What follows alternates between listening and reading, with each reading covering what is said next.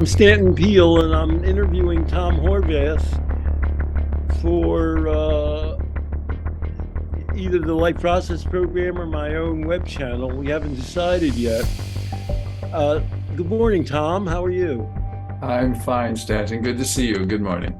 Good to see you, and thanks so much for agreeing to this interview. Um, have you ever written about your personal experience as a psychologist and in being involved with smart recovery? Is that something you've ever done? Not in any extended way, no. Is it something you've ever contemplated? Have you ever thought about, well, maybe I'll do that? It's not actually come up. I'm not sure how much people would be interested. Maybe someday I will consider it. Well, this is an interim effort spurred by me. I requested this interview with you. You didn't say, hey, Stanton, I need a little build up. Would you say you're a modest man, Tom? Aside from some moments of probably excessive pride, I would think of myself as generally modest, yes. Is that some kind of a belief system, or it's just who you are? Probably more who I am, but it's consistent with my belief system, I think, also. I know. How would you describe your and my connection? Can you give a overview of how we know each other over what period of time? Sure. Well, initially, I knew you only at a distance by reading your books, and how it happened exactly. We began to communicate probably through Smart Recovery and attending presentations that you gave, and maybe we attended a dinner together.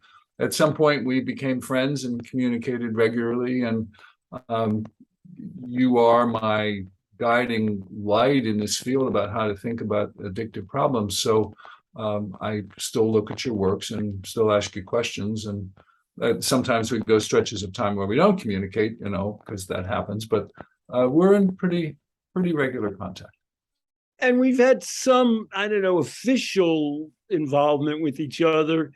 I don't know, from time to time. Well, I've been on Smart Recovery podcast. I've been out to speak there once or twice. And on the other end, you were on the board. I was the clinical director of a rehab, and you were good enough to agree to be on the board of that rehab. You were the only other, I think, professional, psychologist, just medical director.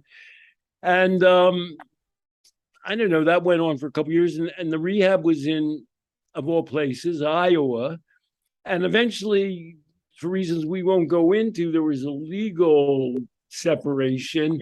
And you actually were on the board after I left the organization. So that, I mean, not many people can do an interview with somebody and say, oh, thanks for being on the board of my rehab. That's true. I know a little bit about your deep background. I think you come from a Hungarian ethnic Catholic family, and it's somewhere like St. Louis. Is that about right? Ohio. And then you were a psychologist in the military for about how long? 3 years. I applied for a scholarship, which paid for my last 2 years of graduate school, and in exchange, I owed the Navy 3 years, which I served from 81 to 84, and then I got out and went into private practice in San Diego. No, I remember having a little bit of a discussion with you about that, and you didn't resent serving in the Navy. It didn't chafe with you.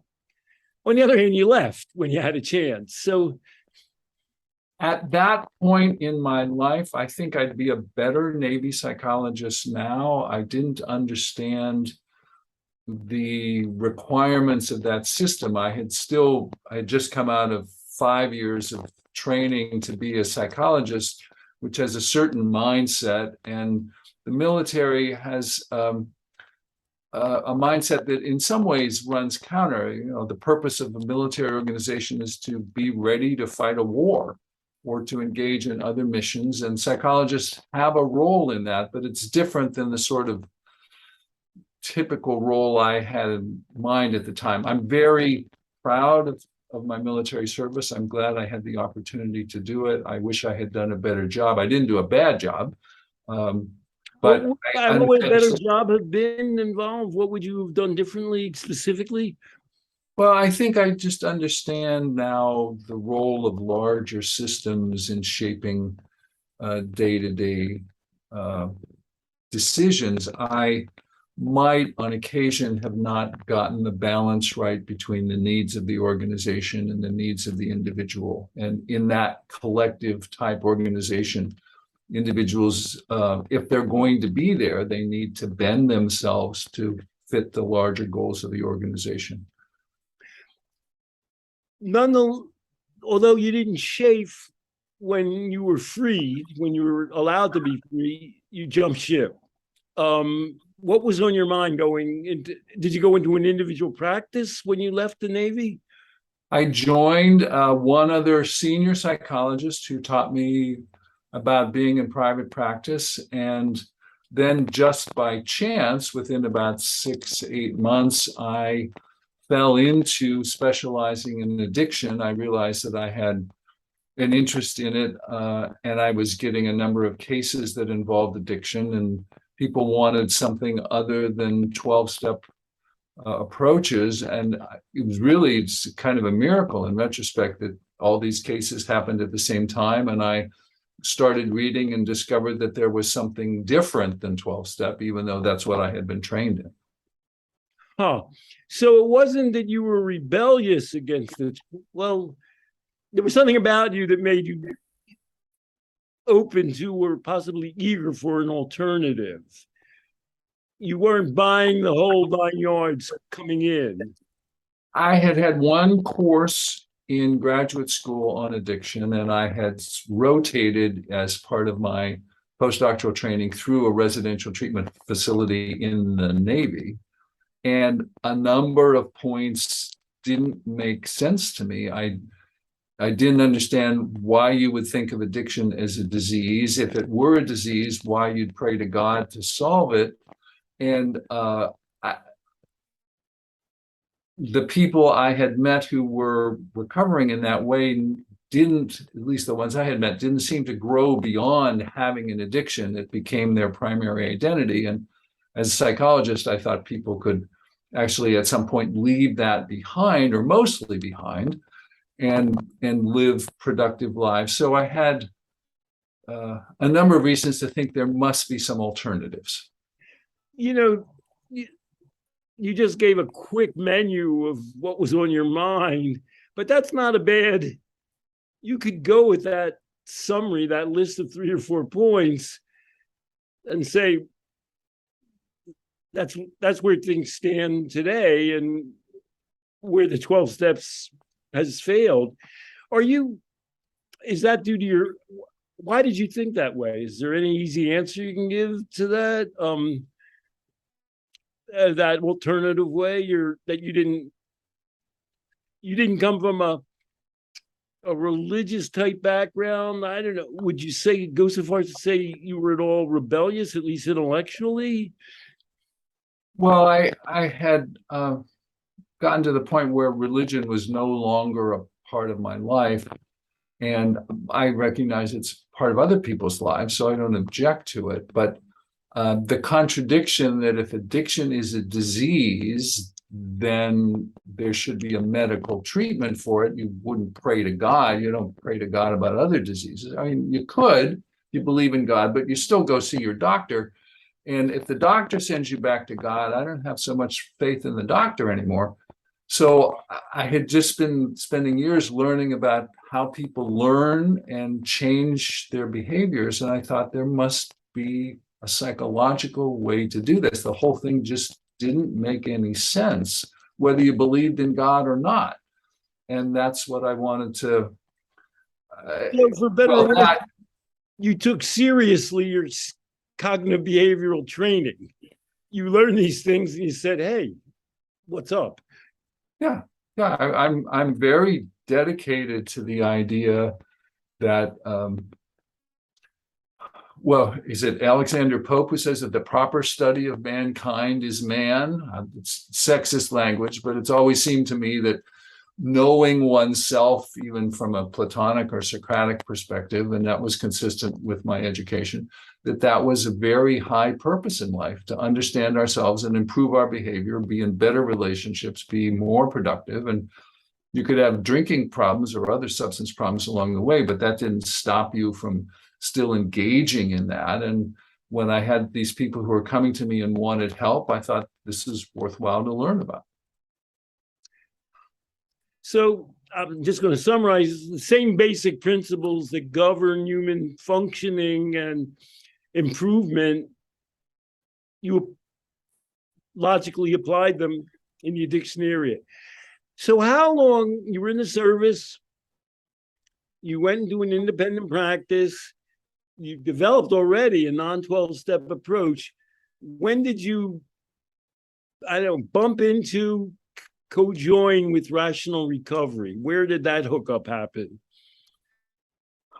So out of the Navy, 84, 85, specializing in addiction. In 90, the Rational Recovery Organization had some meetings in San Diego. They went through, in those days, the Yellow Pages, and found everybody who was listed under alcoholism treatment and information centers. And that was the only category in the Yellow Pages for that kind of business. Found me there, called me, said, we've got these groups and Jack Trimpey's coming to town, and would you like to meet him? And I was the only person who responded out of maybe the 40 facilities they called. And very quickly, I found myself as the volunteer professional advisor for San Diego. And then when Trimpey organized a meeting in 81, a bunch of us flew to Dallas, Texas. And by 94, we were a separate organization named Smart Recovery. And he organized a meeting in 91, not 81. Is that right? In 91, Trimpey invited 20-some people to fly to Dallas and have this meeting to start the Rational Recovery Self-Help Network, which finally got incorporated in 92 and had officers elected in 93. Joe Gerstein was the first president then, and that organization then morphed itself into SMART. And I consider the people— Hold on, I want to go a little slower there. So Joe Gerstein was the first president of Rational Recovery? Yes, in And 93. what was Trimpey at that point? Because Trimpey was the progenitor of all this. How did that transition occur? So he owned Rational Recovery, and he said, well, it was sort of a negotiation. Let's spin off a nonprofit that will offer these mutual help groups, but Rational Recovery will still be Trimpey's organization. And I think Trimpey may have wanted to be the president of the Rational Recovery Board as well, but I thought that was not going to be a good idea, and I wanted somebody different. I wanted the organizations to be somewhat distinct. So I did one of my great backdoor politicking efforts in life, which was to secure the votes so that when we voted for president, Gerstein would be president. I was happy to do it myself, but I thought it's easier to politic for somebody else than yourself. And Joe did a great job. So we elected him, and now there was this nonprofit and Trimpey's for-profit. And when Trimpey and the board couldn't agree anymore about certain issues, there was a lawsuit there too. The board just changed its name and became Smart Recovery in 1994. I just want to repeat the things that strike me about you. You didn't just go along with it, with Trimpey's. You're not a conflict kind of a person. Is that a fair statement? I hope not. yet you were, for want of a better word, a machination kind of a person. You kind of made things happen, but you weren't the primary focus. You had somebody else in the primary role there, Joel Gerstein. Mhm. Huh. So, and did that become Smart Recovery right away, or? The nonprofit had a meeting in '93 and elected officers, and the change of name was not until '94, so it was about a year later. And we Joel just Gerstein realized, was still the president? then Joe Gerstein was the president again. So from '93 to '94, it's Rational Recovery, and then '94 to '95, it's Smart Recovery, and he's president that year also. Now, I don't, I don't know that I've ever met Jack Trimpe. I'm not positive. But at one point, I was his whipping boy. Mm. Because Jack Trimpe was totally abstinence oriented, and then he had this beast thing. Mm-hmm. And I said, what's this beast thing? And it's like a beast arises within you and takes control of you when you drink. Mm-hmm. And I said, well, I don't know. That's awfully close to AA. Was that kind of thing part of your discontent? The abstinence only focus always concerned me. The beast is a metaphor that does appeal to some people. It's, I think, quite similar to the Christian devil or Satan, and you want to kill it, which it can be a successful approach. I prefer that people actually incorporate that energy into themselves. I don't want you to incorporate Satan, but the energy from your desire to do things that might be short-sighted, that's still valuable energy. So there's different ways people would think about this. So I didn't object to the beast so much, but Jack and the board were just not agreeing about some other issues. And he finally quit offering mutual help groups altogether. In the year 2000, Rational Recovery stopped whatever groups they had. And so there's been no contact between Smart and Trimpe since that time. No, I just want to identify a big issue as we float by. It reminded you of the devil, the kind of religious thing we've touched on briefly, but you're thinking of life. I have something called the life process, but you're thinking about a person in flux dealing with the world that emanates out of them, not in reaction, certainly to the devil or to any uncontrollable force. Have I focused in on a key concept that was operating in this process? Maybe I'd say it this way. I want all of us to develop. I think this is, you see a plant and a plant grows, and it's nature to grow and flourish. And I think that's our nature as human beings. And a great deal of that, if we all died at 18 or 25, you'd say, well, life was mostly about physical development, but we live much longer. So life has to be about emotional and mental and conceptual developments. And one can work out of addictive problems through conceptual development. So that's what I'm interested in. No, I personally don't use the word recovery. Right. And the reason I don't is sort of what you just described. Mm-hmm. We're not focusing on, I'm not in the life process program focusing on recovering from something. We're focusing on developing future-wise. Mm-hmm. So, Smart Recovery was created one more time. In what year? 94. And Joel Gerstein was the president, and you were the what? I was the vice president, and then in 95, so 1 year in, Joe at that point was, as I understood it, at the peak of his medical career, and he's quite a well-known, well-respected physician. And poor man was just too busy. And I said, look, I'm at a stage in my life where I have the time to do this. Would you consider stepping aside and letting me be president? I think if I run with your support, I would be elected. And he agreed. And then he's always been very active in SMART, and Joe is well, I'm not sure we would exist if Joe had not taken charge in '94. It was a remarkable moment of leadership, which I greatly admired. And then in the years since, he's been the Johnny Appleseed of Smart Recovery. He's seeded SMART around the world. Done a remarkable job. He was well-off physician and he liked to travel, and his wife was from Australia. So we got meetings in Vietnam and Uzbekistan and Australia and South Africa, and quite remarkable. I've been more the administrative and the conceptual developer of SMART. And that combination, plus the efforts of thousands of other people, have built what's now a small but growing international organization. And I stayed as president for 20 years. And I agree with you. So that was from 1994 to, is that 2014? Is it?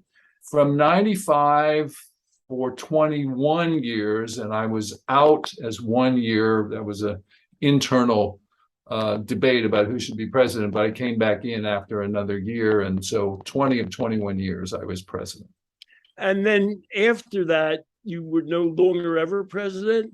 I've not been president since 2016.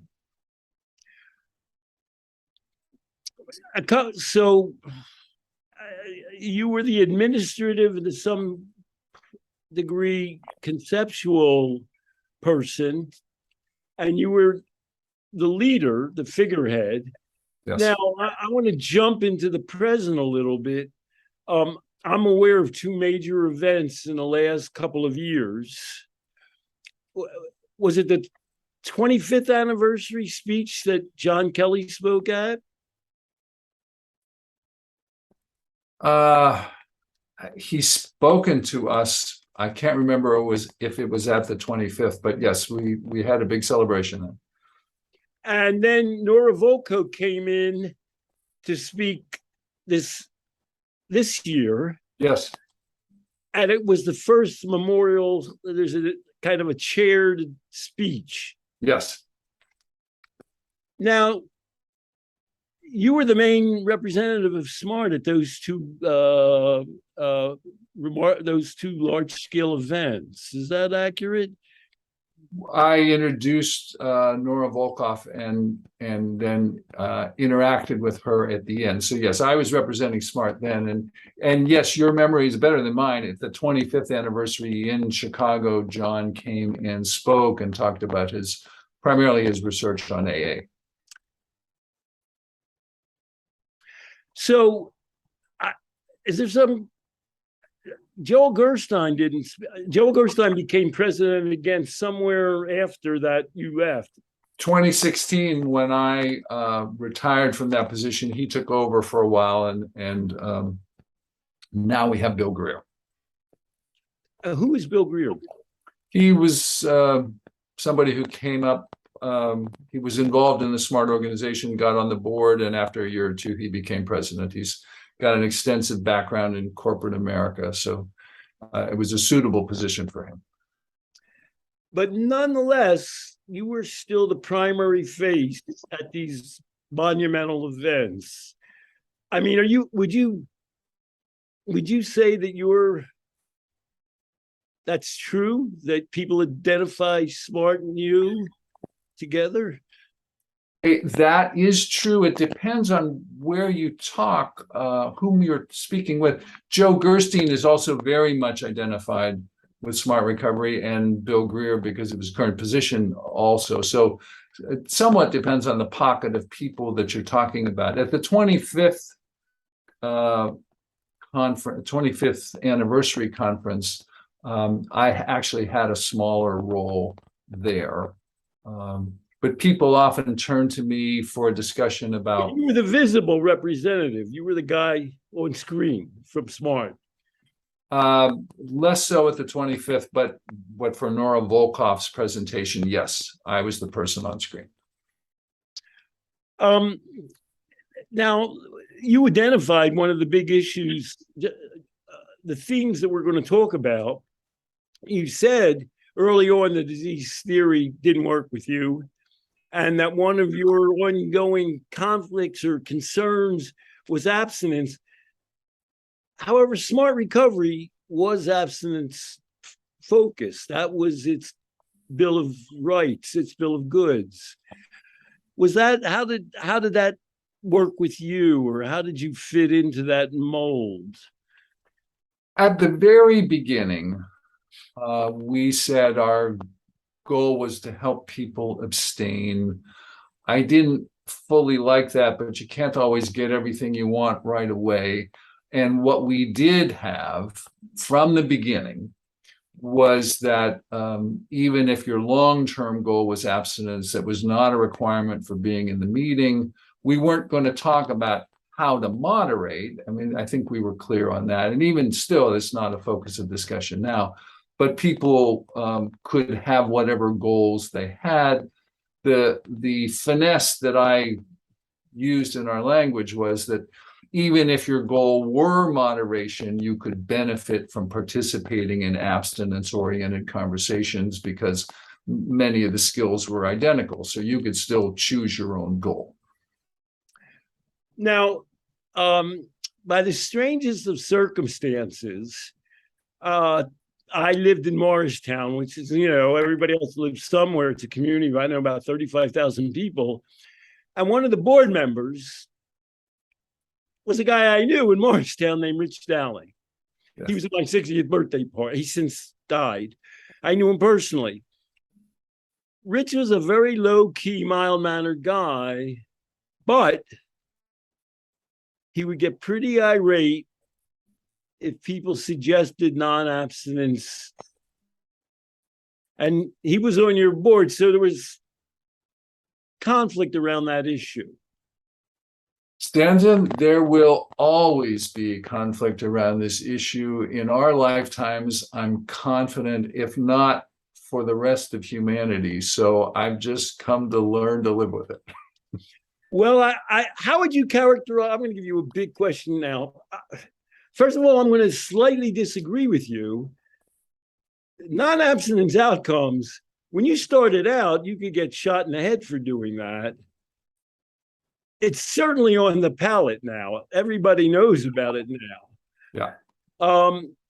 I guess, so I'm just going to ask you two gigantic questions. When you started out way back in Smart Recovery, did you have some kind of big time goal? Like, gosh, I'd like to really get in there and be just as powerful as AA. Is that was on your mind? I want SMART specifically, and the recognition that there's more than one way to address these problems, to be public knowledge. And I want SMART meetings to be readily available worldwide so that not just public knowledge, but you could actually easily go to a meeting. We don't have to have as many meetings as 12-step, but as long as we have enough that when people talk about substance problems, they say, well, you can go to AA or you go to SMART or, other things you could do, but that was on everybody's tongue and was just common knowledge that there was more than one way to deal with this. Yes, that is my goal. Given that you're a modest man, that's a pretty grandiose goal. I mean, AA, everybody's seen the Day of Wine and Roses and 5 million television. That was a pretty immodest goal you had for yourself. Well, I suspect that it will take time well beyond my lifetime to accomplish that. So I'm just contributing to it.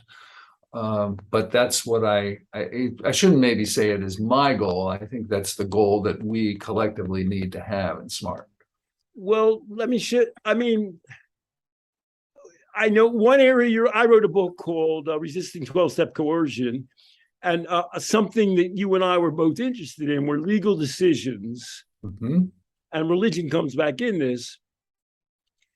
It started with a Northern District of New York Federal Court, I think, with Warner. The guy said he was an atheist and they would only give him probation if he went to AA. And that began a string of decisions. AA, of course, said, well, we're not religious. And every court said, well, this kind of looks like religion, the part where you turn yourself over to the power of God and all. And is it accurate? It's my impression now, but you might know, no court in the United States, if you get up and say, I'm an atheist or I'm Jewish or I'm a Buddhist, I don't like going. I don't think any court in the United States would say you've got to go now. Has it gotten to that point? It seems to have, I think the decisions apply to 25 states approximately, specifically, and the others are just taking it by precedent. And then there was the $2 million award for damages in California that got everybody's attention. And I know for a few years when I was making public presentations, I would say to people, if you work for the government, make sure that you don't get yourself in a position where it looks like you're ordering somebody to AA, because you could lose your house. And that seemed to get people's attention. So that doesn't seem to happen so much anymore. So I'm a little uncertain like you. But a lot of places now, I had a side business at one point. I'm also an attorney. I had a side business. And my advice to somebody would contact me apropos of that damages. It's based on, you can't deny somebody a basic civil right. The First Amendment says you can't force somebody to do a religion if you're a government agency. A court's a government agency. And my advice to people got down to say, I would say, write to your parole board or the court and say, I object on a religious or personal basis to AA. Would you please put in writing that you're demanding that I go to AA? Mm-hmm. And if they didn't know about the case that you described, they have clerks who would say, well, so that was a big step. I'm going to give you another bit. How would you say you and I differ in our personal approaches to somewhat similar topic that we've been discussing here?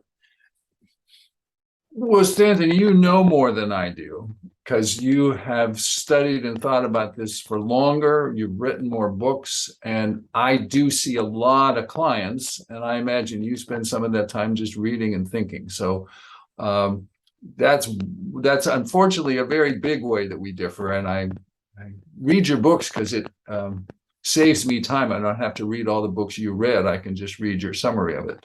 Well, let me shift the seesaw balance and say, you're a fairly patient human being. 20 years, you have an ability to negotiate and to hold back and avoid conflict.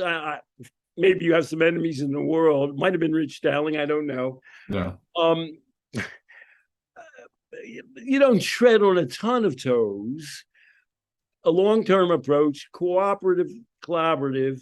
I'm more out there and I hurtle forward and I kind of make a point. And I'm not basically in an organizational framework, although I did have a rehab, mm-hmm. and I do have an ongoing program. So you're a more institutional, collaborative person, and I'm more of a thunderbolt person. Yeah, that's fair. Yeah. Or you're more of a hunter and I'm more of a skinner. Huh. So, I mean, if somebody wanted to say something positive about our connection, they'd say, well, we each had a role in something larger. Yes. Yes. You're out there creating territory that I can, along with many others, backfill and establish, that the idea that smart recovery could exist and make sense is based on the pioneering work that you've done, and now we can fill it in. There's actually these mutual help groups. Of course, you have the life process program too, and there's going to be many approaches that people will use. Life process program is a very important option for people, but some people may not afford it, or they, whatever reason, they go to groups instead. So we need many options for it. Now, you're a modest man.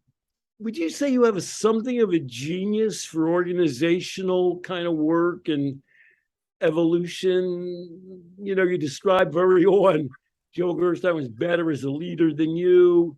Mhm. You say you have some kind of gift in that direction or natural skill in that direction? I like to organize things. Part of the reason I like the bookcase behind me is that I organize that and I know where things are. And it's sort of a metaphor for how I prefer to live life if possible. And over 20 years as Smart's president, I tried to put in place the language that Smart needs to have and the concepts about how to run meetings. It has put me into some conflict within the organization because I have a conception about Smart that I think is based on the science that not everybody quite understands. So I'm not without conflict, but at least in the larger world, I try to be as collaborative as possible. Can you give a couple of big concepts that Smart's behind? It's not permanent. It's not disease-based. At the beginning, it didn't demand abstinence. Right. It's cognitive behavioral. Fill in any other blanks that are essential to the Smart approach. Well, based on the evidence that we have so far, as I understand it, and Smart has committed itself to, in a phrase I think I wrote at the very beginning, that Smart will evolve as the science evolves. That's our foundation, but that's not easy to do all the time because at some level, it means you're constantly changing. You can't just refer to the big book and say, well, that's the way it is. So we want, I see Smart as not a specific program of recovery. Like you, I'd prefer not to use that word recovery. Smart Recovery is a mutual help group. It's not based on any particular psychotherapy or approach to change. The reason that AA can be effective and is effective for many people for those who choose to attend and willingly attend, is that these mutual help group components happen in AA, even though AA does some things, in my opinion, wrong. But the mutual help group component is so powerful that they get helped anyway. And those same components can work in Smart. So I don't want people to think that Smart is some specific, comprehensive and effective program. And if you don't learn the program, then you haven't done Smart. There's a lot of different ways to do Smart. I don't want Smart to be affiliated with any specific approach, although many cognitive, behavioral, and emotional, motivational enhancement tools are incorporated in Smart, which is fine. But if somebody could find a self-empowering tool from psychoanalysis, I have no objection to that. Well, self-empowering is still a somewhat cognitive behavioral concept. Yeah, fair enough. Yes. Now, I'm just going to make a quick jump. You were a private entrepreneur at the same time that you were an entrepreneur for Smart. Yes. I'm aware of, at one point, you have had Practical Recovery, which was a group practice. You had something approaching a rehab in that people would come in and they live in a residence, and you would give them an intensive exposure to your group. And at one point, which seemed to be somewhat of a sideline, you owned or managed a number of halfway houses. Is there an entrepreneurial Tom Horvath part of your person? Yes. At one point, Practical Recovery was a 45-person, $5 million, 24-bed operation with 2 rehab homes and 2 sober homes and an outpatient practice. And there's only so much one person can do, and I got to the limits of my business expertise, and also the kind of rehab I wanted to run, it just didn't fit well with insurance. So now we are purely cash pay. In fact, I think Practical Recovery offers as strong and effective an approach to addiction care as possible, given this state of our knowledge. And its only problem is that it's expensive. So if you have the money, I think we are definitely a place to consider, but unfortunately, we have a very small impact on the world as a whole, because only a small percentage of the population can afford to see us. And that's partly why I donate 10 hours a week or more to Smart Recovery, because that doesn't cost anything. Would this retrenchment, was there some kind of personal life simplification? You wanted to get a little less complicated rather than running this whole operation? In 2016, I realized that I either had to make dramatic changes in how the rehab was operating so that I could make more use of insurance. Because we were charging, I think at the time, $54,000 a month, and we were expecting clients to pay cash for that or live with some modest insurance reimbursement. I needed to lower the cost, change how we did things. And I was also competing with, I was in a modest home in a neighborhood in San Diego, and a lot of clients can't figure out what good addiction treatment is, but they know a mansion when they see one, and they could see we were not. So many people go off to rehab like they're going off to the spa, and we didn't look like a spa, so that worked against us. I was probably over idealistic that people would see the quality. Unfair personal question. What percentage of you is materialistic and money oriented out of your range of motivations? Very small, very small. I really am. I mean, I want to be able to live, and San Diego is a somewhat expensive place to live, and I want to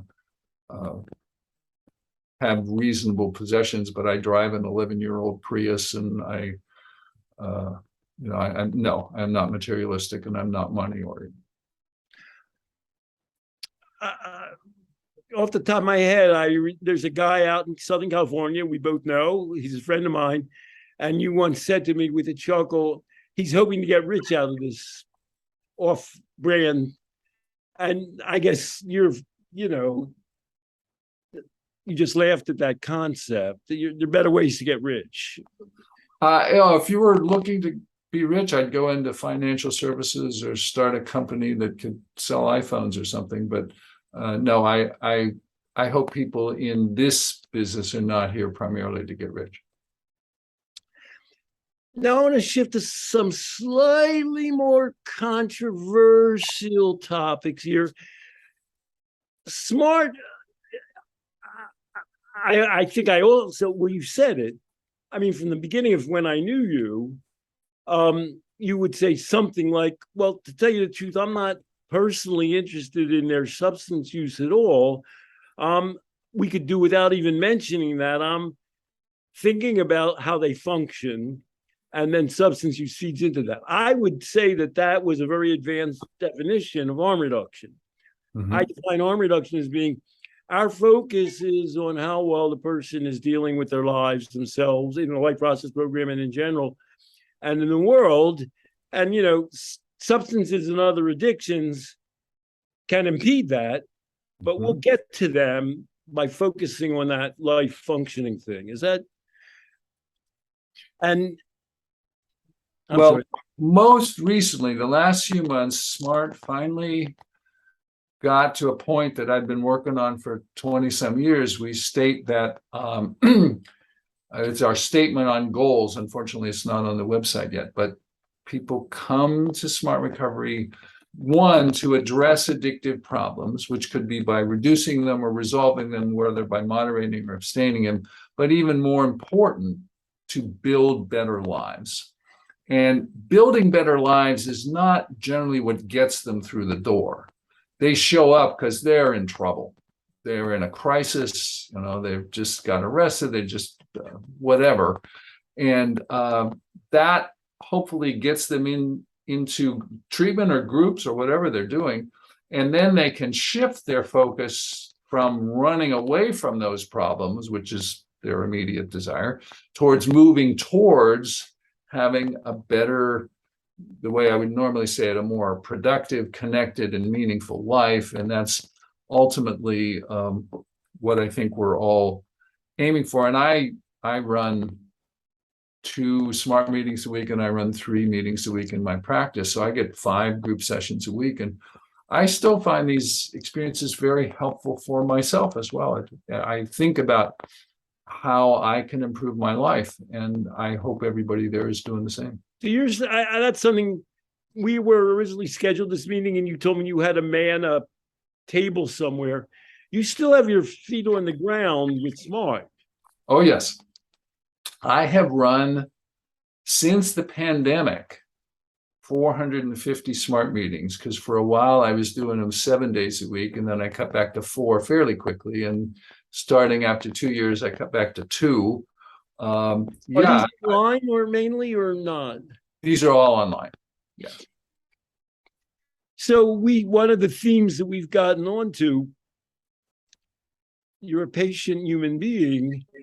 You started out not being abstinent oriented, but SMART Recovery only officially built that into, and it's still not cemented in, almost 30 years later. Yeah. All right. So let's, I just want to, I mean, we've touched on this. In the world, there was AA, and everybody in the world knew of AA, and everybody saw a million television, and they still do. You, Tom Horvath, are personally responsible, I would say primarily responsible, for creating an alternative track, which is pretty well every court in the United States, and pretty much every professional is aware is out there. That's a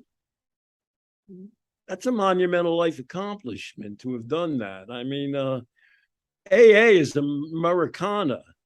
So if for an honest man, you've done something big. Well, I'll accept some of that. I think we might not exist if Joe Gerstein hadn't taken the reins right at the beginning. And he certainly helped get it around the world. But there are now really thousands of people. I think my main contribution has been to conceptualize what it is we do and how we should do it, and to put the language around that. And also, because of my connections in the psychology profession, I was quickly able to make connections between SMART and the research community, and you, for instance, and other leaders in the field, so that professionals, when they say AA, they now tend to think of SMART. Within this so-called recovery industry, SMART still needs to be more well-known. We still have a lot of work to do there. But yes, I do think of SMART Recovery as my legacy, and I think there's I've done as much as anybody to get it to where it is now.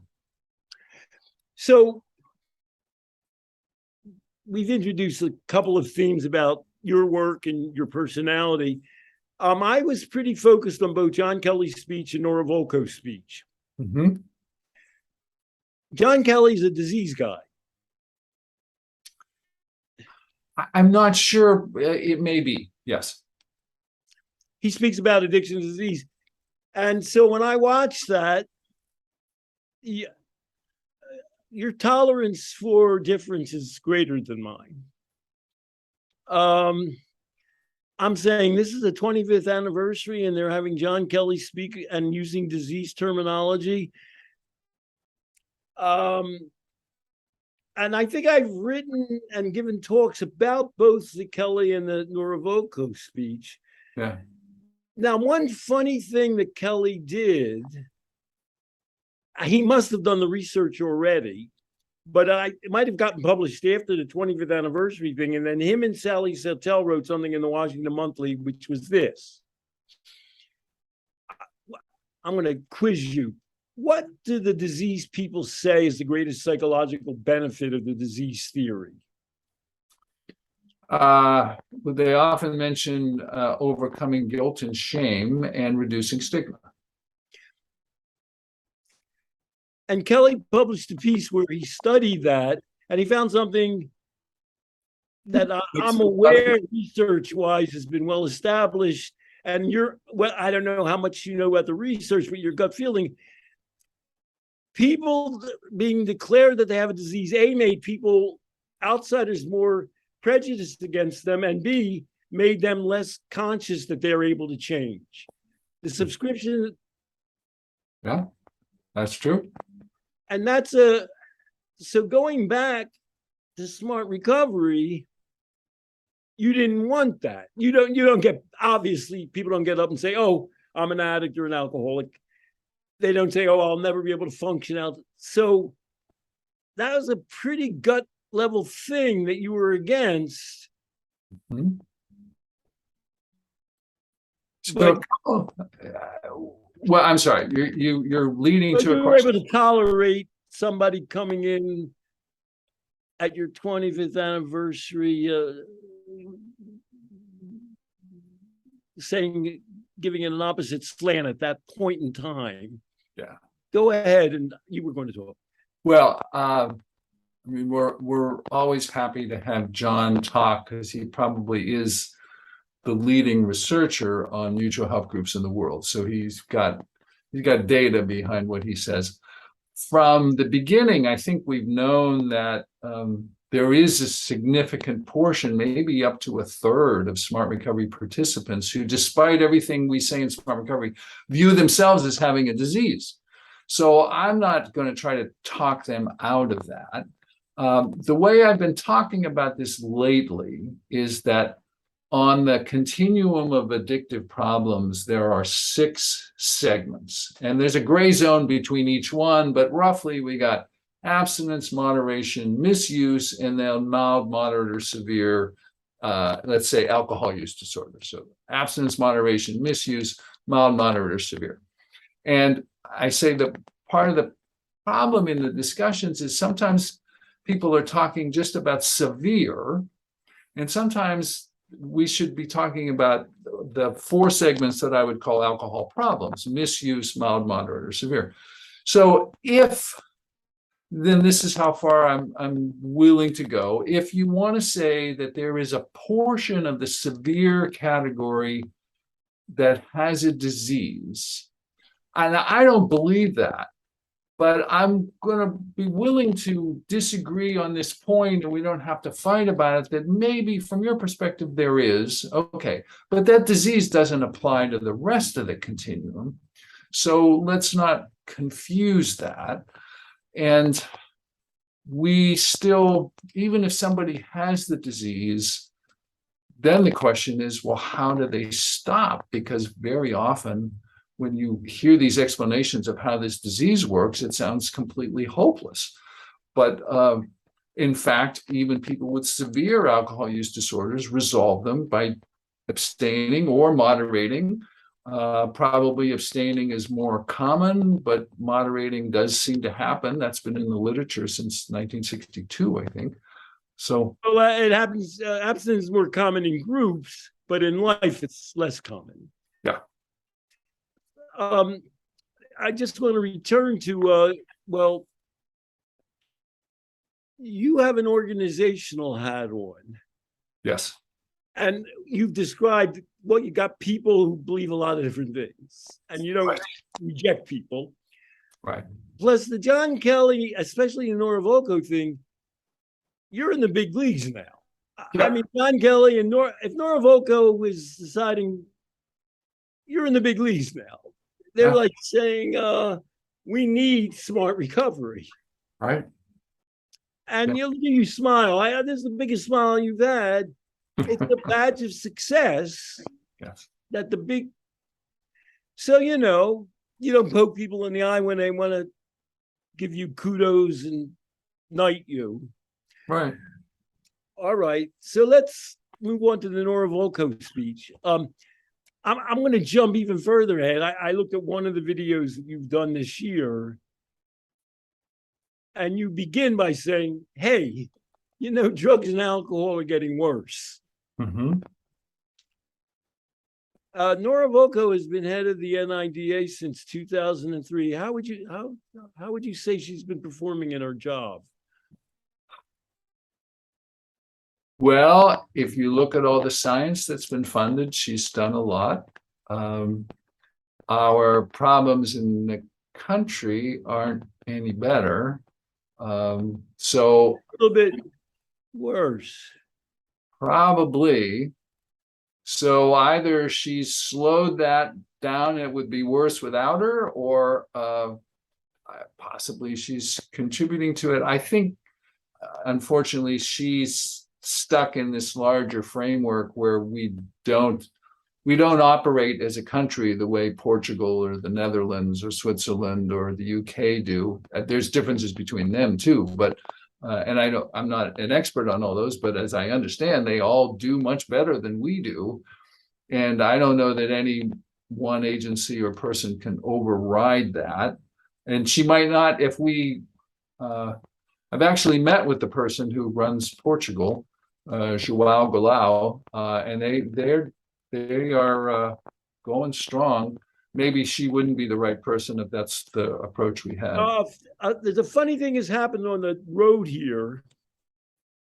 Her partner, her colleague in the NIMH, National Institute of Mental Health, is Robert Insel.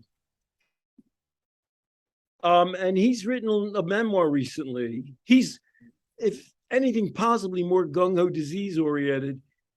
And he now says, well, we spent billions on it since the early 90s, and we really things have gotten worse. It's been the wrong step.